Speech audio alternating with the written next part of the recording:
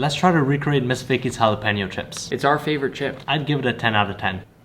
To make the spice blend, let's add garlic powder, Salt, onion powder, smoked paprika, milk powder, and a touch of MSG. Fuyo. Let's thinly slice some russet potatoes. To boiling water, let's add a splash of vinegar And the potatoes and cook for 3 minutes. And drain the potatoes. and pat them dry. Fry at 325 for about 10 minutes or until golden brown. And then take them out once they're golden brown. So let's thinly slice a jalapeno and dehydrate them for 10 hours. Let's grind up our dried jalapenos. Mix in our spice blend and season your chips.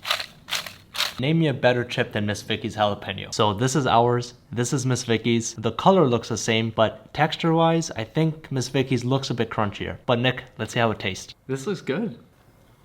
It's very good. Okay, but does it taste like Miss Vickie's? It just tastes too fresh to be Miss Vickie's. We use fresh jalapenos and our potatoes taste more fresh. Okay, wait, go taste Miss Vickie's. Let's see what this tastes like right now.